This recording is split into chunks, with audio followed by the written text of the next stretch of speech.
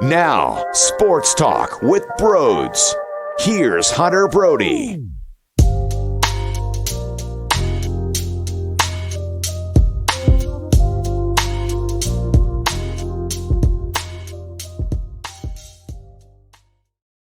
Yes, we're having fun in Flyers land, aren't we? Welcome on in to Sports Talk with Broads.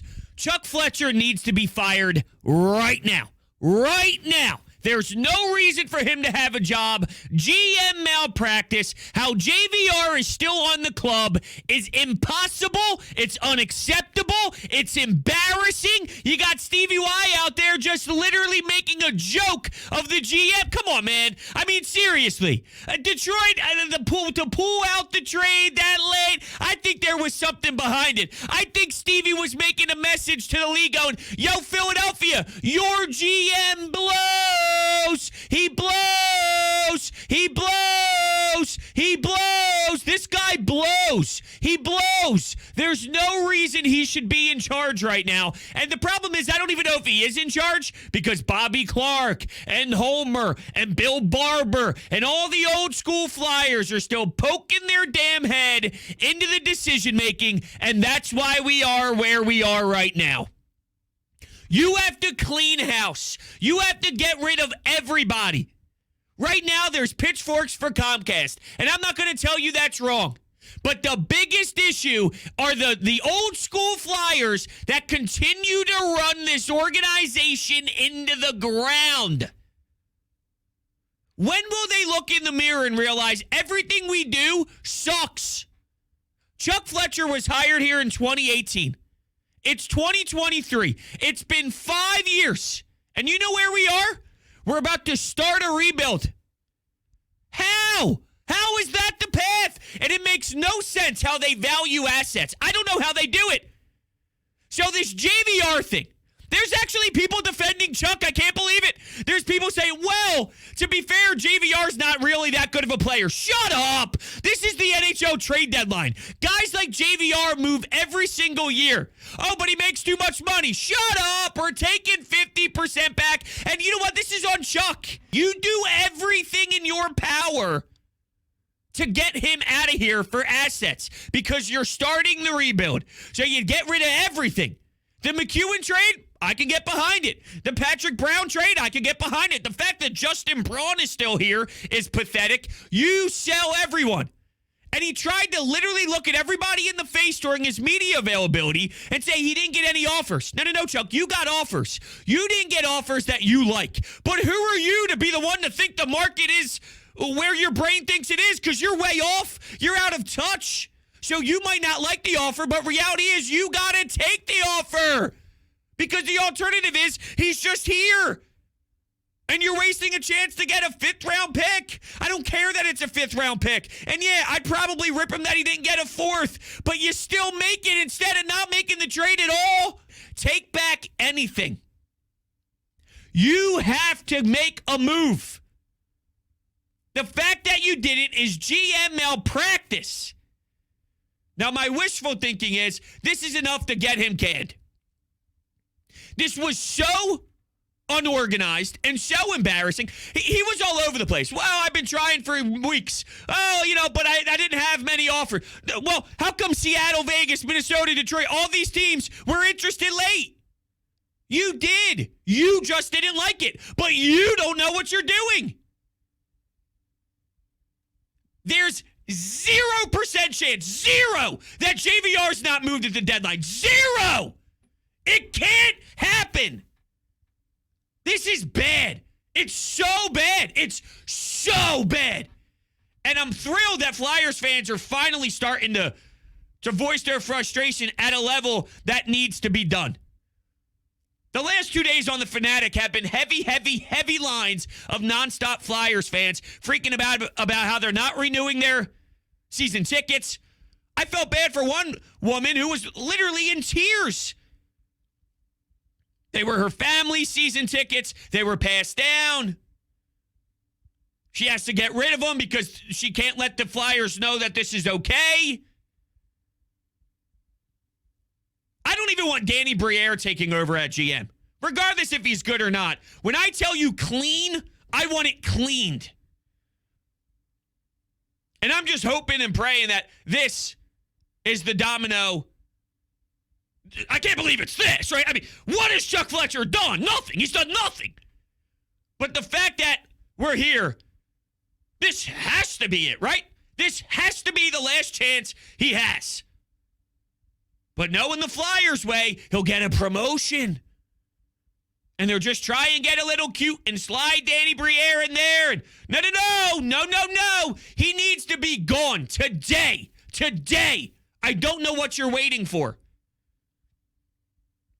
It's unacceptable. He said, we're not taking shortcuts. I don't understand.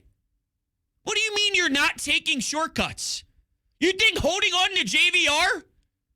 Or, excuse me, if you were to move JVR for a fifth rounder or so, let's say he doesn't get a fourth because he referenced the fourth. So I'm thinking he was utilizing the fourth in his mind as the floor. Anything else he'll take, and he'll be satisfied with the fourth. He claimed he didn't get a fourth. I digress. Let's say it's a fifth. Is getting a fifth for JVR a shortcut? Because I don't see it that way. So that little thing that he threw in there during his press conference doesn't add up to anything. He lied and lied and lied and lied. His timeline was all off. First it was weeks, then it was months, then it was days. And by the way, you knew that JVR had to get moved forever now. You don't wake up the day of the trade deadline and go, oh yeah, that's right, we got to move JVR. This was known forever. This was known for weeks and weeks and weeks and weeks. I mean, 90 days ago, you knew that JVR had to be moved. And there really are some defending Chuck because they're ripping JVR so badly. He doesn't fit on certain teams. Yes, he does. He's a power play guy who can sit in front of the net, who can play on your third line. Guys worse than JVR get moved all the time. Patrick Brown and Zach McEwen stink. They're getting moved. But it also shows you there is legitimacy to showing you how bad these contracts are that the Flyers have. The Kevin Hayes deal. Now, apparently, Columbus, Elliot Freeman on 32 Thoughts, I guess, threw it out there. I think that's the name of the pod, right? 32 Thoughts. 31 Thoughts, 32 Thoughts. At Columbus, as a little soft spot here to open up some convo about Kevin Hayes. I mean, yeah, I get the contract is a part of JVR. But someone with half a brain could get savvy enough to move him at this particular time, knowing all the context surrounding the future of this franchise. It's not that difficult. It really isn't. But anyway, he was so, I guess to a degree, he realized halfway through that he was blabbing nonsense, that he was so upset about what he said with one of his answers that Chuck, towards the end, said, I just want to reiterate something there, Charlie, because Charlie O'Connor asked the question. I want to make sure that I say this the right way. And then he ends up taking responsibility for the team not being good enough. That doesn't mean much to me, Chuck, after you try and lie through the first 30 minutes of the presser. It felt like 30 minutes. I don't know how long it actually drawn out for. Might have been longer, shorter. I don't even know. It was the worst time of my life. I never want to sit through that experience again. Great, you took accountability. You also, I was cracking up. So he gets pounded by the media. Different angles. How come JVR didn't get traded? How comfortable do you feel with your job security? Because you didn't make the trade. Trade. He goes, you're all going to beat this one up, huh? Holy gosh. Chuck, you suck so badly at your job that the only real true asset that you have, and yes, JVR at the NHL trade deadline is an asset. You failed to move your biggest asset as a team that's trying to rebuild for a draft pick. It's not about, well, is the 5th round pick or the 4th round pick really going to turn your franchise around? It's not that. It's the principle. It's the principle that you have someone who's inept. You have someone who's incapable of doing the most basic GM 101 moves. It's the bigger picture. You're in this predicament because he isn't savvy. He's horrendous. But his father, everyone likes his father, and Chuck Fletcher's a nice guy. I don't care if you're nice, if you're a douchebag, if you're an asshole, if you're a piece of crap. If you can't do this, I do care if you're a bad person, by the way, in the Flyers organization. I'm just saying. If you can't make this trade at this time, you don't deserve the job. And the fact that you sat there and thought that this wasn't going to be what you were getting grilled on, did you expect us to give you a standing ovation for sending Isaac Ratcliffe for future considerations? Like, what did you expect this to be? And that once again describes how out of whack and out of touch they are. I don't get their assets, though. I don't get how they value it, right? Because we're watching Ghost trade, giving up picks to get rid of Ghost. The second, third, and fourth rounder that went to the Hurricanes for Tony DeAngelo. The Rasmus Ristolainen stuff. I don't mind these players in theory. I don't mind Tony DeAngelo in theory. But it blows my mind that they package all these guys up to get some talent, but then they don't value what JVR can provide, even if it's a little bit lower than you had in mind. If you thought it was a fifth, or excuse me, if you thought it was a fourth, but you get the fifth. Like, you don't value that at all, yet you're willing to package up all these pieces to go land a player in a trade. Now, you overvalue these guys, Rasmus, Tony D, sending Ghost. I don't like the way they do it, and it's bad, and it has to change, but I'm just trying to make it make sense. Because you would think if that's part of your brand, that's part of your identity as a general manager, you like to use those pieces to go get a Tony D, to go get a Rasmus Ristolainen, to go get these players. Well, then wouldn't you trade JVR? I just want to make it clear. I hate the fact that they trade pieces like that to the level they did, but I'm just saying, it all comes down to what they do doesn't make sense. It doesn't make sense that it's not working. There's times where there's a plan and the plan doesn't play out into fruition and it doesn't necessarily work. But this is what we feel, and this is how we like to go about business. Do we know how they feel? Do we know what they were trying to do? We're told aggressive retool. They don't go out and get anybody aggressively retooling except for Nick Delorier and Tony D. That's not an aggressive retool when one guy who's a superstar in this league is begging to come home. And then you look at the other teams who are tanking and doing it right. Chicago is going to boost right up in this league before you could blink. The Flyers are still going to be trying to get rid of Kevin Hayes, and the Chicago Blackhawks are going to be in the conference final. Look at all the first-round draft picks these teams have. When teams know it's time to reboost a little bit, you look at the Washington Capitals. Had a great run for a long period of time, Ovi, all this stuff, but they sense it's time to kind of reshift a little bit. You got to get on that early.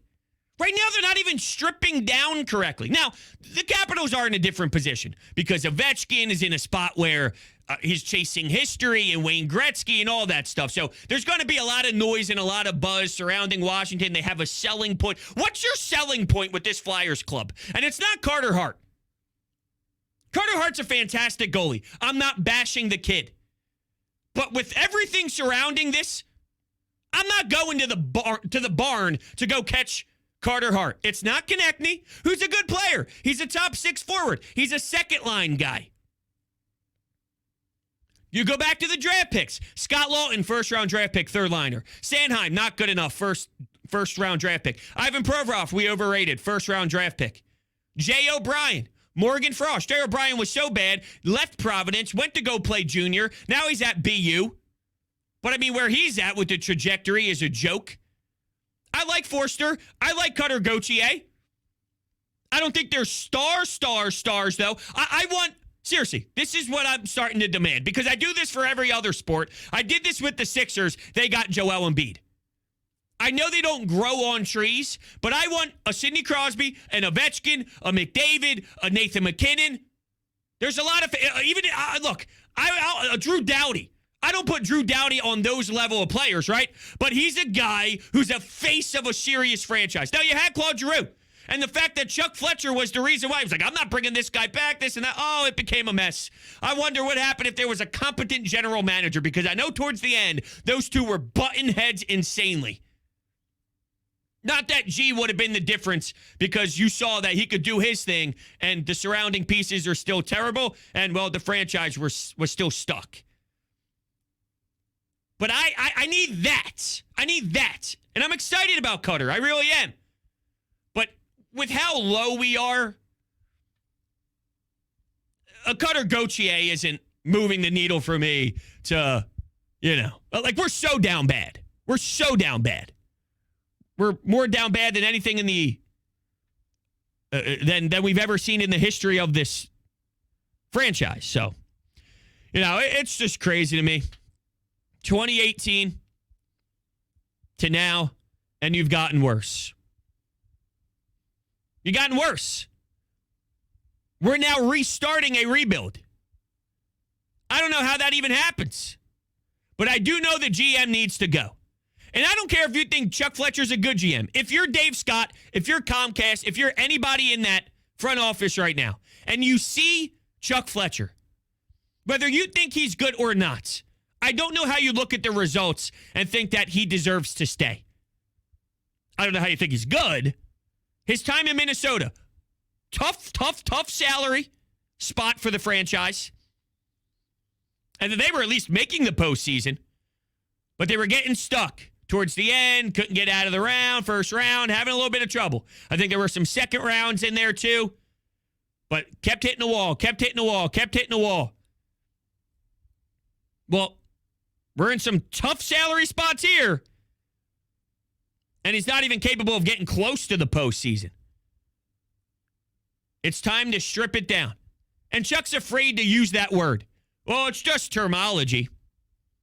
Shut up and start it. So you can get canned, and then whoever takes over can utilize the draft picks that you got at the deadline. Well, I don't want to move Farabee, and I don't want to move Cutter. Well, okay, stripping it down doesn't mean you have to get rid of Joel Farabee. I like Joel Farabee. I think there was a problem with how quickly he returned from his surgery and from the issues that he had, because it was a major offseason thing to deal with. No one's telling you to move Carter Hart, move Joel Farabee, and move those players. We're asking you to move JVR. We're asking you not to sign Kevin Hayes to that fat deal, but now you have to do something to get creative and savvy to get yourself out of the hole that you created. We're asking you not to sign Nick DeLaurier to a multi-year deal with a no movement clause, or whatever it was towards the backstretch there. A limited no movement clause, whatever it was. All right, well, I'm back. If you're watching this after the live stream, you realize that the lights were flickering.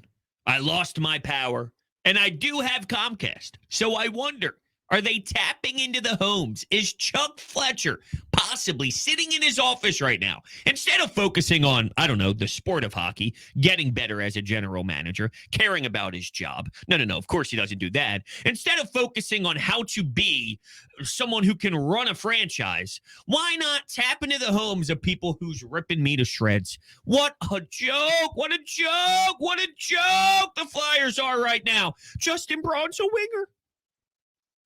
They're so bad that Justin Braun is a winger. Please, somebody help me. Before the trade deadline on Friday afternoon, I wondered if this was rock bottom. Hell, I posted a clip of the show yesterday and made the title, Flyers Hit Rock Bottom. And I said, if this isn't rock bottom, I don't know what is. Well, welcome to the trade deadline day, where they can't move their only valuable asset. I've never seen anything like this in my life. I'm proud of this city, though, for finally stepping the hell up, because I think at this point our voice is going to be heard. I think they realize. And I know John Tortorella, even though there's some things that bother me.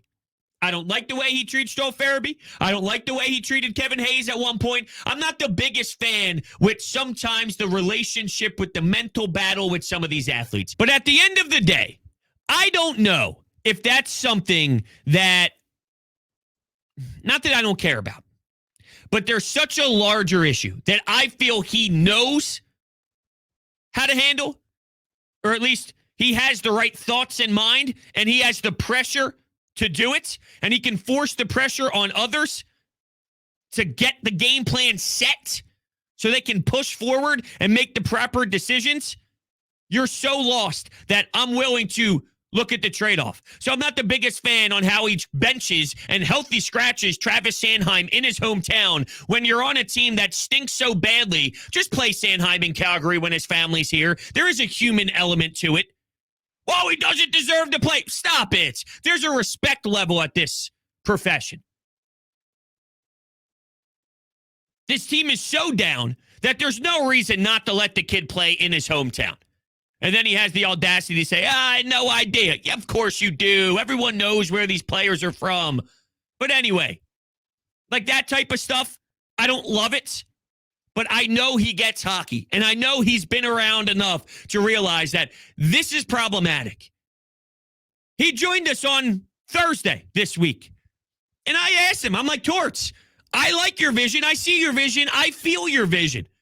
Does the front office feel the same way about yours? And of course, he gave us the answer that he has to give us. Yes, we have a meeting and we sit down and we talk for hours. Me, Dave Scott, Chuck Fletcher, and we're all seeing the same thing. I don't believe it, but that's what he said. He's forcing them to see it because the alternative is you become this. But he did admit that when he first got here, there was a lot of nonsense and a lot of voices and a lot of noise. There were a lot of people with a lot of opinions. And he said, well, I have to clean that up. And I had to clean that up when I first got here. This poor guy can't even focus on the coaching aspect because he's got to deal with everything surrounding it, which is not his job. And he's been pretty clear right from the jump. And we'll get to some text messages here. He said, I don't know if I'll even be here by the time this thing gets turned around, but we are going to do it the right way. I don't know. It might take that long. Or I'm not even here 4 or 5 years, 6 years. It might be time for me here. It might be over. But I'm going to build this the only way I know how. And that's the right way. I mean, I got to give him respect for that. Things I don't like about how he handles stuff. But ultimately, the big vision, we got to start from ground up at this point. We're at ground zero. So I'll take the payout. All right, text messages. Let's go to Kevin. Explain something to me, bros. Why is Chuck Fletcher still here? His press conference was a lie. Any GM in the world except Chuck Fletcher trades JVR knowing he's a free agent. Lowest this franchise has ever been, and there's no plan in sight. Yeah, I mean, I feel the exact same way. Why is he still here? I have no idea. You got to get rid of him. Listen to me. You got to get rid of him. I'll say it again. You got to get rid of him. You have to get rid of Chuck Fletcher. You have to fire Chuck Fletcher. I don't want any promotion. I don't want him staying within those walls. I don't want him staying in Voorhees. I don't want him near. Honestly, he shouldn't be allowed in Philadelphia, in Pennsylvania, in New Jersey. He needs to be at least 6 states away at all times. That's what I think is fair. Legally, or he goes to prison. I don't think I'm asking for too much. Now, Anthony Sanfilippo, I saw Crossing Broad post this on Twitter, that he's saying Bill Barber, his voice is about teaching Dave Scott hockey. So we got guys who are 70-something years old running the show.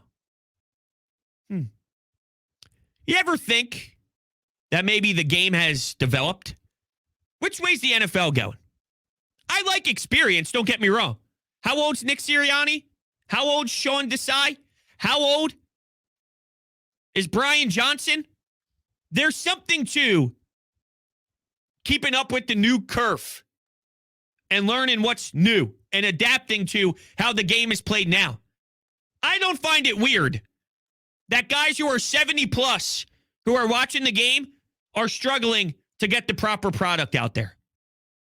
But they lead the league in fights, baby. They lead the league in fights. Tyler checks in. John Tortorella.